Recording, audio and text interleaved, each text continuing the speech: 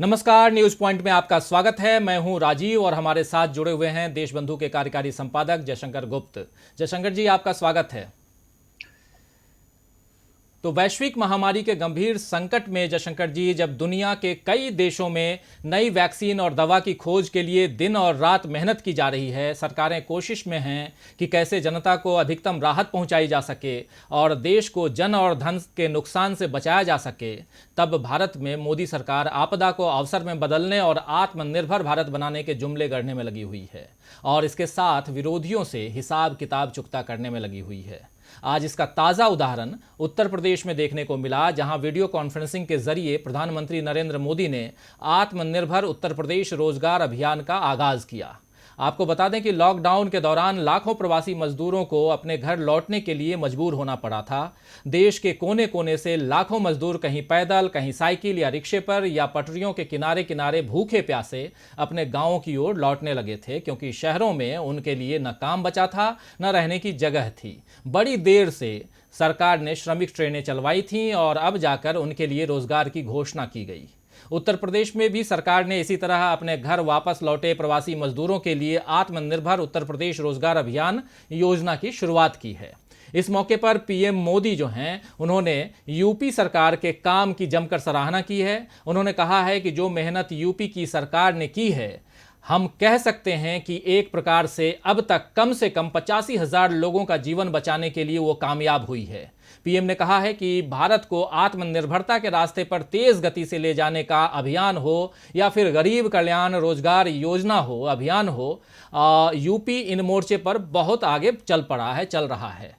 UP की मौजूदा सरकार की तारीफ करते हुए पीएम मोदी ने इशारों इशारों में देश के पहले पीएम पंडित जवाहरलाल नेहरू पर निशाना साधते हुए जो कुछ कहा वो मैं बता दूं कि बीजेपी के उन्होंने जो भी कहा, उसके अलावा बीजेपी के ट्विटर हैंडल पर किए गए ट्वीट के अनुसार पीएम नरेंद्र मोदी ने कहा है कि एक वो भी दिन था जब प्रयागराज के सांसद देश के प्रधानमंत्री थे और कुंभ के मेले में भगदड़ मची थी, सैकड़ों हजारों लोग मारे गए थे। तब उस समय जो लोग सरकार में थे, उन्होंने सारा जोर मरने वालों की संख्या छिपाने में ही लगा दिया था।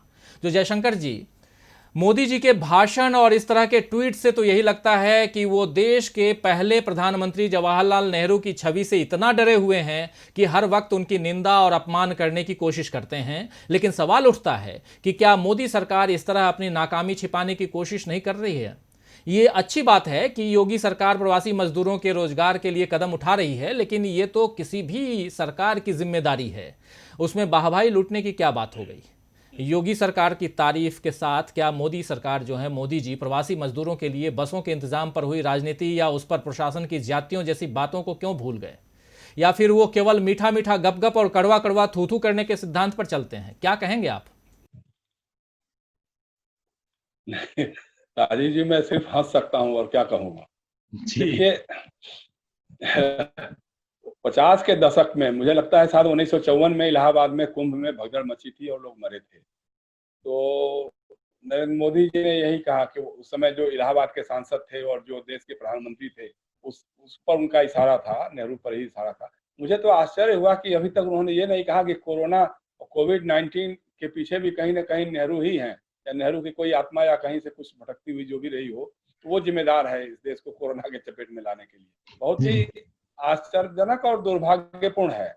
और ये वो आदमी कह रहा है जिसके प्रदेश के मुख्यमंत्री ने, गुजरात के मुख्यमंत्री विजय रूपाणी ने गुजरात की हाई कोर्ट में एफिडेविट देकर के कहा कि हम कोरोना की जांच ज्यादा इसलिए नहीं कर रहे हैं क्योंकि अगर ज्यादा जांच होगी तो गुजरात की आबादी के 70% लोग कोरोना से पॉजिटिव निकल के आएंगे। एक, कौन छिपा रहा है?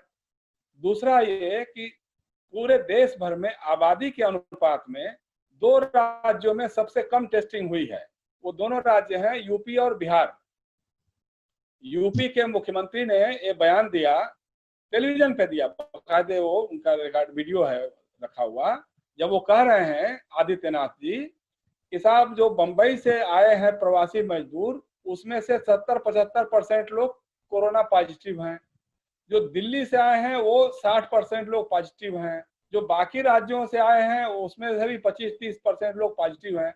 तो अगर 20-25 लाख प्रवासी मजदूर पूरे देश भर से उत्तर प्रदेश में आए हैं, तो इस मैथमेटिक्स के हिसाब से राजीव जी कुल कितने होने चाहिए कोरोना पॉजिटिव उत्तर प्रदेश में, और कितनी संख्या आप दिखा रहे हैं?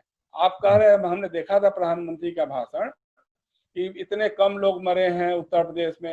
अरे बाबा, जब जांच नहीं होगी, जब टेस्ट नहीं होगा, कभी ये नहीं होगा, तो फिर तो आंकड़े कहाँ से आएंगे? आज तो सभी राज्य सरकारें इस बात के होड़ में लग गई हैं कि हमारा चेहरा विद्रूप न होने पाए, कि हमारे यहाँ से ज्यादा दिखाई दे कि हमारे यहाँ बहुत कम केसेज है। मैं आपको बताऊं कि उत्तर प्रदेश में एक सेवानिवृत्त आईएएस अफसर हैं सूर्य प्रताप सिंह, जो बहुत ही उत्तर प्रदेश के ईमानदार और कर्मठ अधिकारी माने जाते हैं। उन्होंने एक सवाल किया उत्तर प्रदेश के चीफ सेक्रेटरी से कि जितने सैंपल आ रहे हैं उत्तर प्रदेश के जिलों से, उसकी रिपोर्ट कहाँ है? उन्होंने सवाल कर दिया और कह दिया कि इसका मतलब ऐसा तो नहीं कि नो टेस्ट नो कोरोना। नतीजा हो गया कि उनके खिलाफ उत्तर प्रदेश के विभिन्न जिलों से मुकदमे हो गए, एफआईआर हो गए। ये हो रहा है।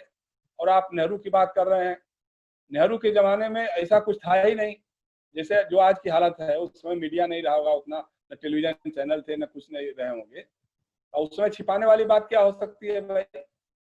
तो असल बात यह है कि आपको कुछ करने आता नहीं है, आपको कुछ समझ है नहीं। कोरोना के बाद में मतलब तुगलकी फरमान आपने रह करके जारी किए।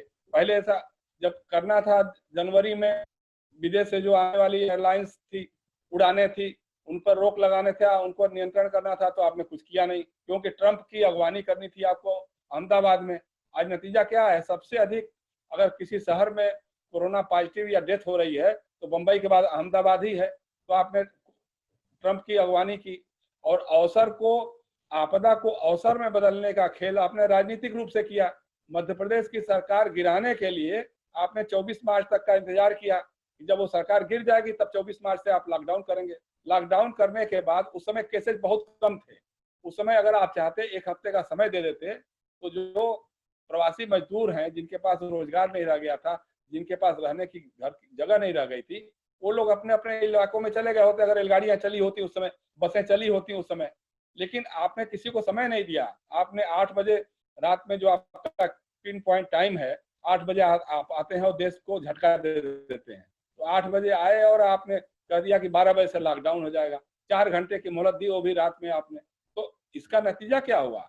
नतीजा यह हो गया कि धीरे धीरे लोग भगदड़ मचने लगी, लोग पैदल जा रहे हैं, कोई साइकिल से जा रहा है, और वो साइकिल से बेचारी यहाँ से गुड़गांव से जो बच्ची गई अपने बाप को साइकिल पर बैठा करके, तो उसका विज्ञापन हो रहा है कि साहब बहुत बढ़िया रेसर है, बहुत बढ़िया साइकिलर है। अरे आप ये नहीं सोच रहे हैं कि उसकी मजबूरी की वो पढ़ने लिखने वाली बच्ची है, अपने बाप को साइकिल पर ढो करके ले जा रही है बिहार में। कितने किलोमीटर चला के साइकिल कैसे गई होगी, कितने पैरों में फफोले पड़ गए, कितने लोग रास्ते में मर गए, चलते फिरते मर गए, कितने लोग रेलगाड़ियां आपने चलाई, श्रमिक स्पेशल मुजफ्फरपुर रेलगाड़ी पहुंची, वहां पे लड़की, एक महिला मर गई, उसके बच्ची उसी के साथ खेल रही है, और उसके जो चादर ओढ़ी हुई है उसको लग रहा है कि मेरी माँ अभी उठ करके बैठ जाएगी। पर ये सब आपको कहीं कुछ दिखता ही नहीं है, और आप इस तरह की बातें करते हैं। तो दुर्भाग्यपूर्ण यह है कि आप अपनी गलतियों को छिपाने के लिए, जब कभी होता है तो कभी नेहरू को याद कर लेते हैं, कभी इंदिरा गांधी को याद कर लेते हैं, कभी राजीव गांधी को याद कर लेते हैं। अब आज ही जैसे उन्होंने एक बयान दे दिया ना, क्या कि साहब वो प्राइम मिनिस्टर रिलीफ फंड का पैसा जी कहाँ गया? जी भाई आज तक किसी को ये नहीं पता लग रहा है कि पीएम ये केयर फंड जो एक बना हुआ है, पहली बात कि पीएम नेशनल रिलीफ फंड जो होता है वो जी ट्रांसपेरेंट है जी उसमें अपोजिशन का लीडर भी होता है और प्राइम मिनिस्टर भी होता है। जी तो उसको, चूंकि वो ट्रांसपेरेंट है, उसको हटा करके आपने पीएम केयर फंड बनाया, जी उसको आपने आरटीआई एक्ट से भी बाहर कर दिया, उसको आपने सीएजी के ऑडिट से भी बाहर कर दिया। उसमें पैसे कहाँ से आए, कहाँ से आए, किसने किसने पैसे दिए, और उस पैसे का कहाँ इस्तेमाल हुआ, आज तक कुछ बताने को कोई तैयार नहीं है। मैं देख रहा था अभी आज सोशल मीडिया पे एक लड़के ने आरटीआई लगाई थी, उसको मना कर दिया गया कि नहीं, इसके बारे में कोई जानकारी नहीं देंगे। तो असल बात यह है कि आपको कुछ आता नहीं है, आपको कोई समझदारी नहीं है। आप चूंकि फ्लुक है कि भाई आपने पीआरसी है, इवेंट मैनेजमेंट आपका अच्छा है, आप सरकार में आ गए, 6 साल आपको हो गया, लेकिन अभी तक कुछ करने की है नहीं, तो बहाना ढूंढने के लिए कभी आप किसी को जिम्मेदार बता दीजिए, कभी किसी पर दोषारोपण कर दीजिए, यही आपका काम है। जी बिल्कुल बिल्कुल सही कह रहे हैं। वैसे मौका कोई भी हो जयशंकर जी, लेकिन भाजपा कांग्रेस को कोसने से बाज नहीं आती है, और उसी तरह आजकल हर मौके पर पीएम नरेंद्र मोदी जो हैं वो आत्मनिर्भर भारत का जिक्र किसी न किसी तरह से कर ही देते हैं। अब जब तक कोई नया जुमला इजाद करने का मौका नहीं मिलेगा तब तक यही चलता रहेगा, ऐसा लग रहा है। और इस आत्मनिर्भर भारत अभियान के लिए वोकल फॉर लोकल जो है कि लोकल के लिए वोकल बनिए, जो उन्होंने मंत्र दिया है वो, और बार बार इस बात पर जोर दे रहे हैं कि ये हमें दूसरे देशों पर निर्भरता कम करनी होगी। ये बात मोदी जी कह रहे हैं, यानी हमें दूसरे देशों से आयात कम करना होगा। और लद्दाख मामले के बाद हम लोग देख रहे हैं कि आजकल बायकॉट चाइनीज प्रोडक्ट्स का शोर भी खूब चल रहा है। लेकिन इस बीच देश की वित्त मंत्री निर्मला सीतारमण ने कहा है जयशंकर जी की आर्थिक ग्रोथ के लिए, ये देखिए कोटेड है कि आर्थिक ग्रोथ के लिए आयात करने में कोई गलती नहीं है। मतलब आर्थिक ग्रोथ के लिए आप आयात कर सकते हैं। तमिलनाडु में बीजेपी वर्कर्स को वर्चुअली संबोधित करते हुए निर्मला सीतारमण यानी जो वित्त मंत्री हैं देश की, उन्होंने कहा है कि ऐसे आयात में कोई गलती नहीं है जिससे घरेलू उत्पादन को बढ़ावा मिल सके और रोजगार के मौके उत्पन्न हों। हालांकि ऐसे आयात जो न तो रोजगार बढ़ाने में मदद करते हैं और न ही ग्रोथ को सपोर्ट करते हैं, इससे आत्मनिर्भरता और भारतीय अर्थव्यवस्था को फायदा नहीं होगा। उन्होंने आश्चर्य जताते हुए, यानी निर्मला सीतारमण ने आश्चर्य जताते हुए कहा कि साबुन के डिब्बे, प्लास्टिक आइटम्स, अगरबत्ती जैसे घरेलू सामानों के आयात से आत्मनिर्भर भारत को सपोर्ट नहीं मिलेगा, खासतौर पर तब जब ये उत्पाद एमएसएमई द्वारा बनाए जाते हैं। तो जयशंकर जी, क्या आपको नहीं लगता है कि ये सरकार अपनी बातों और फैसलों को लेकर खुद ही कंफ्यूज्ड है? एक तरफ आयात न करने की बात कर रहे हैं, बायकॉट चाइना की बात कर रहे हैं, और दूसरी तरफ घरेलू उत्पादन को बढ़ावा देने के लिए आयात को गलत नहीं बताते हैं आप। तो एक तरफ एमएसएमई को मजबूत करने के लिए कोई ठोस कदम भी नहीं उठाते हैं आप, दूसरी तरफ उन्हें आगे बढ़ाने की बात भी नहीं करते हैं आप। तो आखिर सरकार इतनी उलझी हुई क्यों है? जब उसके फैसलों में साफगोई नहीं रहेगी तो देश किस तरह आगे बढ़ेगा? नहीं, चूंकि सामूहिक नेतृत्व तो नहीं है, जी एक आदमी तय करता है और बाकी लोगों को कुछ पता नहीं चलता है कि क्या होना है क्या नहीं होना है। तो जिसको जो समझ में आता है बोल जाता है, फिर बाद में लगता है कि अरे ये तो पीएम ने कुछ और बोला हुआ है, तो अब हमको भी फिर लाइन बदलनी पड़ेगी। मतलब सरकार में कहीं कोहेसिवनेस है ही नहीं है। कभी कैबिनेट मीटिंग होती होगी, पता नहीं कोई अपनी बात विचार रखता होगा अभी कि नहीं रखता होगा। देखिए, आयात और निर्यात की बात है, ये तो ठीक है, अर्थव्यवस्था का अंग है। आयात भी जरूरी होता है, निर्यात भी जरूरी होता है। हमारे पास जो नहीं है उसके लिए हम मंगा सकते हैं। लेकिन आप ये देखिए कि जो लोग आज कह रहे हैं कि आत्मनिर्भर भारत बनाना चाहिए, वोकल फॉर लोकल होना चाहिए, उनकी घड़ी कौन सी है, वो कौन सी घड़ी पहनते हैं, वो कौन सा चश्मा लगाते हैं, वो कौन सी पेन का इस्तेमाल करते हैं। और आप तो करेंगे मोबांक की प्लेन चलाएंगे, कलम चलाएंगे, आप मेबेक्स के पहनेंगे, घड़ी पहनेंगे और चश्मे लगाएंगे दुनिया के दूसरे देशों के, और लोगों से कहेंगे कि साहब वो आप आत्मनिर्भर बनो, हम वोकल फॉर लोकल बनना चाहिए। आज पूरी इकोनॉमी हमारी चीन के हाथ में चली गई है लगभग। आप देखें, अगर हम जो मोबाइल जिस पे हम लोग बात कर रहे हैं, ये मोबाइल, इसका स्क्रीन सारा का सारा चाइना की कंपनी बनाती है। जो एटीएम पेटीएम जो चलाया हुआ है आपने, पेटीएम जो कंपनी है, जी अलीबाबा का उसमें सबसे बड़ा निवेश है। जो बिग बास्केट है, ओला है, टिकटॉक जो आप टेलीविजन पे जो एक नया हो, जो पीएम ने खुद ही ये करा है, सरकार ने भी उसको ये किया है, डाउनलोड किया है जो ऐप है, वो टिकटॉक चाइनीज है। जितने बड़े ठेके दे रहे हैं आप, जितने बड़े ठेके हुए हैं, वो सारे ठेके चीन के लेकर गया है। अब वो कभी चीन ने एक नया तरीका अपना लिया है कि जो सीधे सीधे नहीं होगा वो हांगकांग के जरिए कर लेगा। हांगकांग में कंपनी या सिंगापुर में कंपनी रजिस्टर्ड कर देगा और वहां से आपके यहाँ ठेके ले लेगा या आपके यहाँ अपना निवेश बढ़ा देगा। तो इतना निवेश बढ़ रहा है। आप देखिए कि हमारे देश में जितना हम चीन को निर्यात करते हैं उसका 4 गुना हम चीन से आयात करते हैं। अब ये फर्क है, अब इसको कैसे आप दूर करेंगे? तो जी बाकी ठीक है कि आप बजरंग दल के लोगों को कह दीजिए, विश्व हिंदू परिषद के लोगों को कह दीजिए, कुछ और लंपटों को समझा दीजिए कि भाई जाओ चांदनी चौक में कुछ दुकानदारों के दुकान तोड़ दो, झालर लूट लो, कह दो कि झालर कैसे लगाया हुआ है, पटाखे कैसे बेच रहा है, ये मोमबत्ती और ये कैसे बेच रहा है, जो चाइनीज छोटे छोटे जो जी उत्पाद है। लेकिन ये आप नहीं बताएंगे कभी भी कि भाई साहब ये आसमान से उड़ के उत्पाद नहीं आए हुए हैं। ये सीमा से बकायदे कस्टम एक्साइज सारी ड्यूटी जो आपकी होती है वो पे करके आते हैं, आपकी सरकार लेती है। जो ठेके हो रहे, जो निवेश आ रहा है वो कहीं किसी बैग में भर के इसे फेंक नहीं दे रहे हैं, वो बकायदे आपके कानून के तहत आ रहे हैं। तो आपकी सरकार खुद छूट दे रही है और आपकी पार्टी के लोग कह रहे हैं इसका बाइकाट करो। कमाल की बात है भाई। इसलिए जी दिक्कत हो रही है कि देखिए, अब जैसे मान लीजिए चीन का बात हुआ, अब गलवान घाटी की बात हुई, लगातार पूरा देश कह रहा था, राहुल गांधी कह रहे थे, मीडिया का भी एक बड़ा वर्ग कह रहा था, सेना के जो रिटायर्ड बड़े अफसर हैं वो कह रहे थे कि गलवान घाटी में चीन आकर के बैठ गया है। ये मई से बात हो रही थी। बीच जी में राजनाथ सिंह जी हमारे जो रक्षा मंत्री, उन्होंने भी कह दिया। अब उनको खारिज करने के लिए आप कुछ और बोलते जा रहे हैं, विदेश मंत्री कुछ और बोल रहे हैं। मतलब आप सरकार में कोई कोहेसिवनेस भी नहीं है, कहीं आपस में कोई ये नहीं कि भाई हम एक बात तो बोलें। अब आप देखिए कि जिस दिन हमारे 20 सैनिक शहीद हो गए, जी उस दिन हमारे प्रधानमंत्री का क्या बयान था? मार मार कर मरे। जी मतलब हम लोगों ने पहले हमला किया, मतलब प्रधानमंत्री इस देश का कह रहा है कि हम लोगों ने पहले मारा, मार मार करके मरे। दूसरी तरफ क्या कह दिया कि साहब हमारे सीमा में कोई घुसपैठ नहीं हुई है, हमारी चौकी या कहीं कुछ गया नहीं है। अब उसी को बयान बना करके पूरे चीन के मीडिया ने या चीन के नेतृत्व ने पूरी दुनिया भर में फैलाया कि देखो ये झूठ मूठ पे बाकी लोग ये बातें कर रहे हैं, भारत का प्रधानमंत्री कह रहा है कि उसकी सीमा में हमारे कोई आदमी नहीं गए हैं। आज की जो खबर है, आज क्या खबर बता रही है? आज उसी जगह पे जहाँ पे हमारे शहीद हुए थे सैनिक, जी वहाँ चीन ने अपना डेरा डाल दिया, बिल्कुल वहाँ तंबू उसके पड़ गए, उसके सारे डिप्लॉयमेंट हो गया। जी तो आप करना क्या चाहते हैं, कहना क्या चाहते हैं? आपकी कथनी और करनी में कोई है कि नहीं साम्यता? जी सबसे बड़ी बात यही है। इसलिए कहीं मतलब एक मंत्री कुछ बोलता है, दूसरा मंत्री कुछ बोलता है, प्रधानमंत्री कुछ और बोलते हैं। अब जैसे वो एनआरसी की ही बात थी, प्रधानमंत्री ने कह दिया कहाँ एनआरसी है, और जी गृह मंत्री ने पार्लियामेंट में कहा कि साहब ये क्रोनोलॉजी को समझ लीजिए, जी क्रोनोलॉजी समझा रहे थे। तो मतलब एक रूपता नहीं है, जो जिसके मन में आ रहा है अपना कुछ न कुछ बोल दे रहा है, उसके फिर आगे बढ़ जा रहा है। बिल्कुल साफ लग रहा है जयशंकर जी की सरकार खुद उलझी हुई है और देश को भी उलझाए रखना चाहती है। अभी जिस तरह सारी समस्याओं के बीच कांग्रेस पर भाजपा लगातार आरोप लगा रही है, उससे तो मतलब अभी जो साफ क्योंकि कांग्रेस की बात मैं इसलिए कर रहा हूं क्योंकि राहुल गांधी आज ही सोनिया गांधी और प्रियंका गांधी सब ने अलग अलग ढंग से वीडियो ट्वीट किया है। और खासकर जिस खासकर लद्दाख और गलवान घाटी की आप बात कर रहे हैं, उस पर भी इन लोगों ने उंगली उठाई है। खास करके राहुल गांधी ने जो अलग अलग कैंप की बात उन्होंने की है कि 3 अलग अलग जगहों पे उनके कैंप दिखाई दे रहे हैं जो विजुअल्स जारी हुए हैं उसके आधार पे।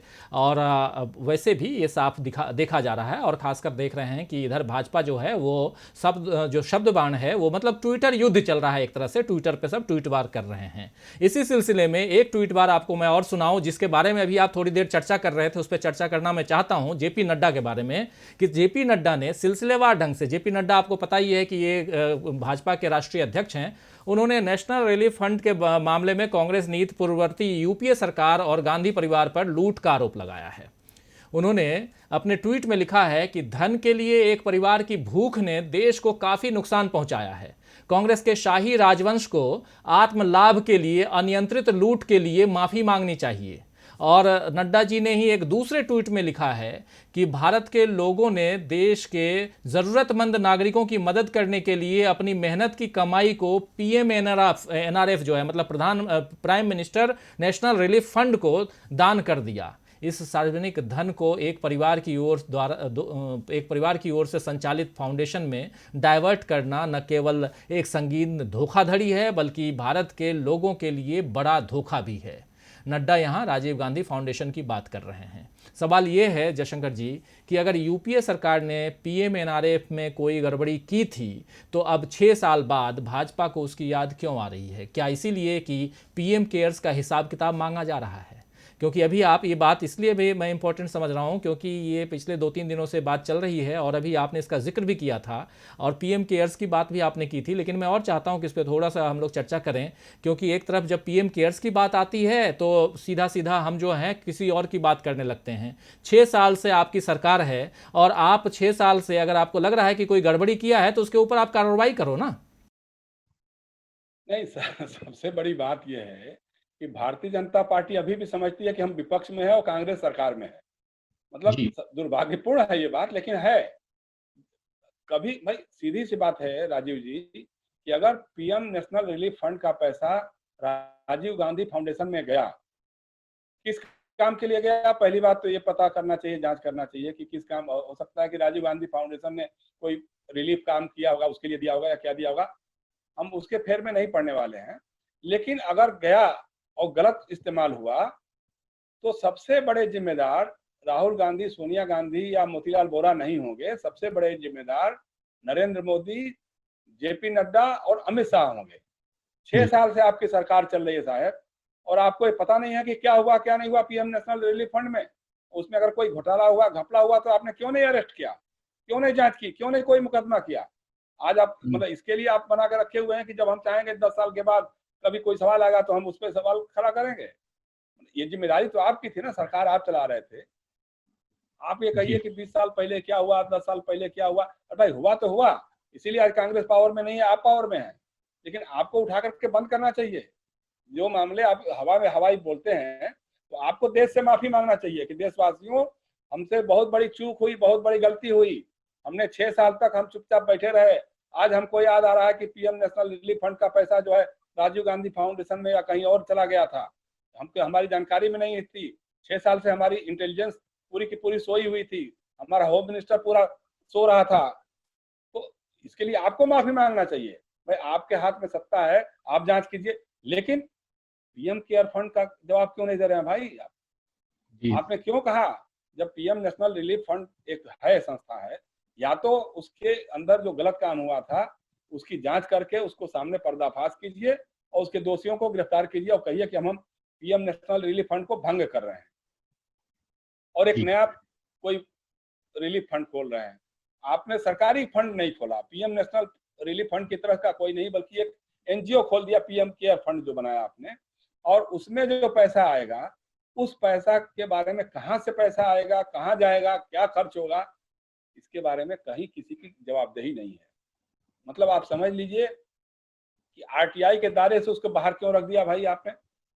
अगर कोई भी भारत का नागरिक अगर प्रधानमंत्री के नाम से बने हुए किसी केयर ट्रस्ट फाउंडेशन में पैसा भेजता है, उसको जानने का हक है कि हमने जो पैसा दिया है उसका खर्च कहाँ हो रहा है, या हमने जो दिया है उसका क्या रिकॉर्ड है। तो आपने तो उसका कोई रिकॉर्ड ही नहीं बनाया।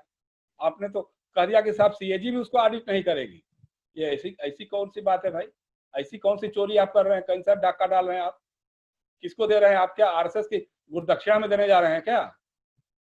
जिस तरह राजीव गांधी फाउंडेशन की बात आप कर रहे हैं, आपने कह दिया वो चीन से पैसा आया था, तो आप ये बता दीजिए ना, विवेकानंद फाउंडेशन को कहाँ कहाँ से पैसा आता है? ये राष्ट्रीय स्वयंसेवक संघ को पैसा कहाँ कहाँ से आता है, किन किन देशों से आता है, किस मद में आता है, उसकी एक जांच करा लो। सारी संस्थाओं को देखिए, राजीव गांधी फाउंडेशन कोई दूध की धुली संस्था हो, इसका सर्टिफिकेट हमारे पास नहीं है। गलत काम किया है तो उसको सजा मिलनी चाहिए, चाहे जो भी हो, राजीव गांधी फाउंडेशन हो या विवेकानंद फाउंडेशन हो या राष्ट्रीय स्वयंसेवक संघ हो, किसी के भी हो, अगर गलत काम है तो उसको सामने लाइए, जांच करिए और कहिए कि साहब ये दूध का दूध और पानी का पानी है ये।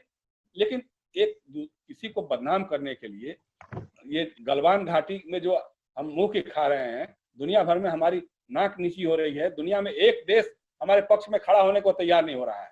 हम ट्रम्प कर रहे थे, हेलो ट्रम्प, स्वागत ट्रम्प, क्या क्या ट्रम्प जो कर रहे थे, उसके बावजूद अमेरिका ने एक बार भी चीन के बारे में ये नहीं कहा कि साहब हम भारत के साथ खड़े हैं। रूस ने भी कह दिया कि साहब ये दोनों देशों का आपस का मामला है, पड़ोसी देश एक भी हमारे साथ खड़े नहीं है। तो इस सब को आप करने के लिए अब आप कहिए क्या कि राजीव गांधी फंड ट्रस्ट और फलाना ट्रस्ट और इस पैसा में यहाँ गया वहां गया, ये देश के लोग मानने वाले नहीं। आपको सीधे सीधे देखिए, कोरोना पे हम मार खा रहे थे, कोरोना पे लगातार मतलब आज हालत हो गई कि हम 5 लाख की संख्या को टच करने जा रहे हैं कोरोना पॉजिटिव केसेस के बारे में। मृतकों की संख्या भी 15,000 से ऊपर होने जा रही है। उसको ढकने के लिए आपने फिर ये चलाया, दूसरा काम चलाया, अब उसको ढकने के लिए फिर आप कुछ और करिएगा।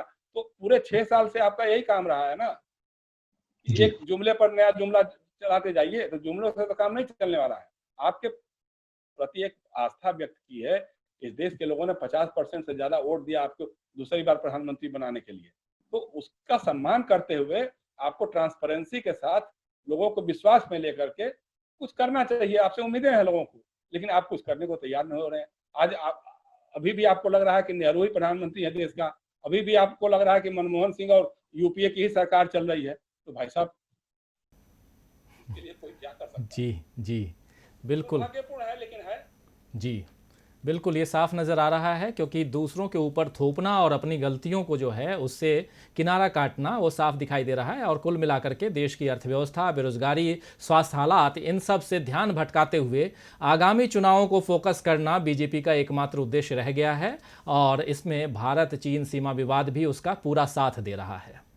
तो जयशंकर जी, भाई अब गलवान घाटी में 20 शहीद हुए हमारे बिहार रेजिमेंट के। अब आप बिहार को लोगों को जाकर के बोल रहे हैं कि बिहारी भाइयों को एक शहीद हुए हैं बिहारी भाई, और बिहार रेजिमेंट में कर्नल था वो आंध्र तेलंगाना का, जी पूरे देश के लोग उसमें शामिल हुए हैं। और आप चूंकि बिहार में चुनाव होने वाला है, तो मतलब हर चीज जो है आपके लिए राजनीति अवसर है। आपदा बिल्कुल में भी जो अवसर वाली बात आप करते हैं, तो आपदा में अवसर देश के लिए नहीं है, आपदा में अवसर भारतीय जनता पार्टी के लिए है। आप कल्पना करिए कि मणिपुर में क्या हो रहा है। वहां के जी विधायकों ने जो सरकार समर्थक थे, सरकार से समर्थन वापस ले लिया। तो एक जब कांग्रेस के ईबोबी सिंह ने वैकल्पिक सरकार बनाने का दावा किया, तो एक तरफ तो आपने जो बागी विधायक थे उनको हिमंत बिस्व शर्मा नाम के एक दलाल जो हैं उनके साथ भेजा, कहीं और भेज दिया, और दूसरी तरफ ईबोबी सिंह के घर अगले दिन सीबीआई पहुंच गई। सीबीआई का रेड मतलब करवा कर क्या दिया। रहे हैं आप, जी कर क्या रहे हैं आप? तो जी यही असल बात यही है कि हर चीज आपके दिमाग में देश नहीं है, आपके दिमाग में चुनाव है। चुनाव में कैसे हम सरकार बनाएंगे, कैसे हम रूल करेंगे, सरकार नहीं बनेगी तो सरकार को कैसे हम खरीद लेंगे, विधायकों को, सांसदों को कैसे हम खरीद करके अपना व्यवस्था कर लेंगे, यही आपका रह गया। ताल तिक्रम से करेंगे। जी जी, तो साफ नजर, जी, तो जयशंकर जी साफ नज़र आ रहा है कि देश जो है वो आपदा के वक्त में भी और उसमें भी किस प्रकार अवसर ढूंढा जाए, ये भाजपा सरकार कर रही है, मोदी सरकार कर रही है। और चाहे वो मामला जहां से हम लोगों ने शुरुआत की थी, चाहे वो उत्तर प्रदेश में, या कहें तो जो मज़दूर और जो गरीब तबका है जो लौट करके वापस अपने अपने घरों को लौटा है, उनके लिए हो, या कि चीन का मामला हो, या कोरोना काल में जो अलग अलग तरह की परेशानियां हों उसका मामला हो, हर तरफ से हम देख रहे हैं कि कहीं ना कहीं इन सारी परेशानियों के बीच वर्चुअल रैली जारी है। इन सारी परेशानियों के बीच भी बिहार का चुनाव जो है आपके नज़र में है, और इसीलिए जब 20 जवान आपके शहीद होते हैं तो उसमें आपको पूरे बिहारी नज़र आते हैं, जबकि वो एक रेजिमेंट है और उसमें अलग अलग प्रदेशों के लोग होते हैं। ऐसा नहीं है कि बिहार रेजिमेंट है तो बिहार के ही लोग होंगे। और सबसे बड़ी बात है कि जिस कर्नल की डेथ हुई है वो, जैसा आप बता भी रहे हैं जयशंकर जी, कि वो तेलंगाना के हैं, न कि बिहार से हैं। उसके अलावा भी 16 जवान जो हैं वो उस रेजिमेंट के थे, लेकिन बाकी लोग भी दूसरे दूसरे जगहों से हैं, दूसरे दूसरे प्रांतों से हैं। लेकिन खैर इस पे चर्चा कभी बाद में। लेकिन आज चर्चा के लिए आपने वक्त निकाला, इसके लिए बहुत बहुत धन्यवाद जयशंकर जी। और दोस्तों, साथियों, शुभचिंतकों, आपने बहुत ही ध्यान से इस गंभीर चर्चा को सुना, उसके लिए आप सभी को तहे दिल से शुक्रिया अदा करता हूं। और आप लोग हमारे चैनल से जुड़े रहिए। हमारे चैनल का अगर ये वीडियो आपको पसंद आता है तो इसे ज़रूर शेयर कीजिए, शेयर करना ना भूलिए। और साथ में हमारे चैनल को सब्सक्राइब भी ज़रूर कीजिए और देखते रहिए डीवी लाइव। नमस्कार।